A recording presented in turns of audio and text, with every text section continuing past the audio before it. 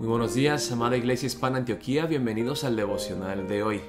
Hoy es el día martes 11 de agosto y el pasaje de hoy es Romanos 8, versículos 31 al 39.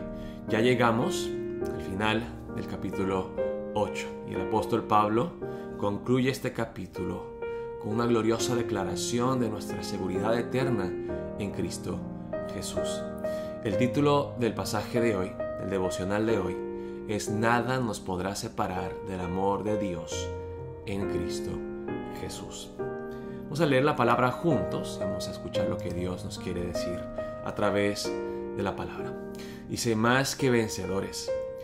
Voy a leer los versículos 28 al 30 del pasaje de ayer porque tenemos que entender el argumento del apóstol Pablo desde el principio al fin, ¿okay? Así que vamos a ver en el versículo 28. Dice, y sabemos que a los que aman a Dios, todas las cosas les ayudan a bien. Esto es, a los que conforme a su propósito son llamados. Porque a los que antes conoció, también los predestinó para que fuesen hechos conformes a la imagen de su Hijo, para que Él sea el primogénito entre muchos hermanos. Y a los que predestinó, a estos también llamó. Y a los que llamó, a estos también justificó. Y a los que justificó, a estos también glorificó. Tenemos una cadena aquí que no se rompe. Entonces empezamos con que Dios conoció y luego predestinó, llamó, justificó y glorificó. Entonces, del conocimiento hasta la glorificación. No se puede romper esa cadena. Le llaman la cadena dorada de Romanos 8.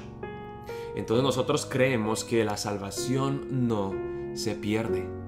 El temor que tienen muchas de las personas que enseñan que la salvación se pierde y que el ser humano tiene que esforzarse para no perder su salvación, es que piensan que si la salvación es por fe y por gracia, entonces eso nos va a llevar al libertinaje.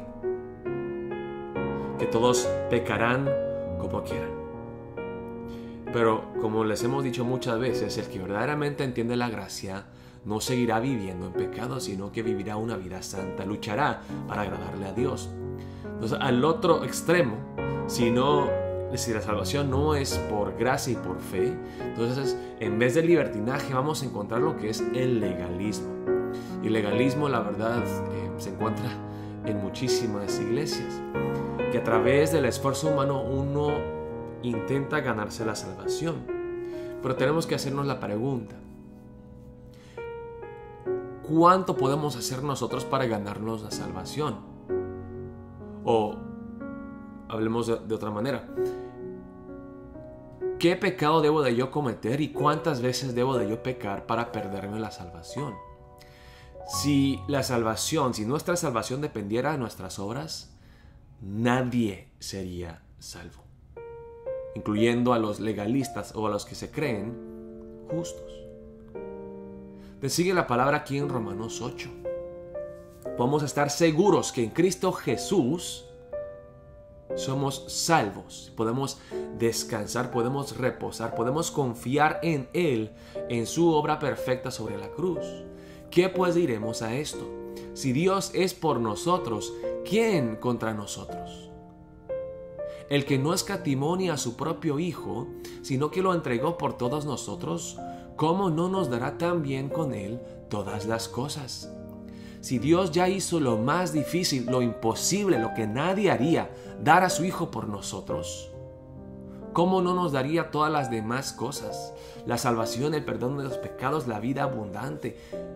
Dios nos ha mostrado que Él está dispuesto a hacer cualquier cosa. Él, como vimos en la Biblia de niños, la Biblia para niños, que estaría dispuesto a mover cielo y tierra para rescatar a sus criaturas perdidas. Algo que nosotros no podríamos hacer. Con todo el esfuerzo humano, nunca jamás llegaríamos a lograr. Y sigue el argumento del apóstol Pablo. Sí, ¿quién acusará a los escogidos de Dios? Si Dios es por nosotros, y Dios no nos acusa, entonces ¿quién nos puede acusar? ¿Quién acusará a los escogidos de Dios? Dios es el que nos puede acusar, pero no lo hace. Él nos justifica a través de la fe en Cristo Jesús. ¿Quién es el que condenará? Cristo es el que nos puede condenar porque Él pagó por nuestros pecados. Él pagó nuestra multa. Él nos puede condenar.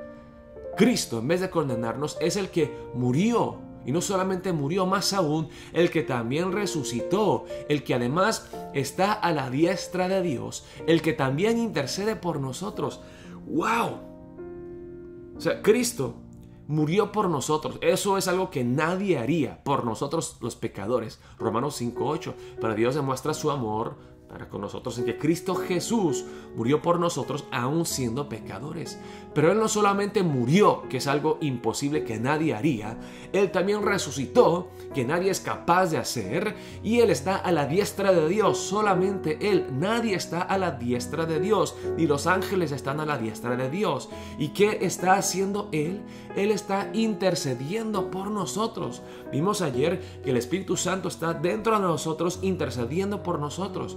Tenemos otro intercesor, otro mediador, Cristo Jesús, que está a la diestra de Dios, que en este momento está intercediendo por nosotros. Entonces, porque el apóstol Pablo está convencido de todo esto, él puede decir: Dios es por nosotros, ¿quién contra nosotros? Dios ya dio a su Hijo, ¿qué más nos puede dar? ¿Quién nos acusará? Dios ya nos justificó, ¿quién nos condenará? Satanás no nos puede condenar, Cristo nos puede condenar, pero Él no lo hace. Él murió, resucitó, está a la diestra de Dios y está intercediendo por nosotros. Entonces llega a la conclusión del apóstol Pablo: ¿Qué nos separará del amor de Cristo? ¿Tribulación, angustia, persecución, hambre o desnudez, o peligro o espada? ¿O la muerte o enfermedad, o el coronavirus o el cáncer? Y luego dice el apóstol Pablo: sí, vamos a sufrir en esta tierra. Los cristianos no somos eximidos, no tenemos una carta de exención especial. Como está escrito, por causa de ti somos muertos todo el tiempo. Somos contados como ovejas de matadero. Sí, somos como ovejas llevadas al matadero. Vamos a sufrir, todos vamos a morir, vamos a padecer. Como vimos anteriormente en los argumentos del apóstol Pablo, que nosotros seremos glorificados con Cristo si padecemos juntamente con Él. Pero esta es la conclusión del apóstol Pablo. Antes, en todas estas cosas, toda la persecución que sufren los cristianos, todo el padecimiento, todo el sufrimiento, todas las tragedias que existen en esta tierra por nuestra maldad, por la corrupción de la creación. Antes, en todas estas cosas, somos más que vencedores por medio de aquel que nos amó. Somos invencibles. Si la muerte, si la tristeza, si la corrupción del mundo no nos pueden vencer, somos más que vencedores, somos invencibles. ¿Por qué?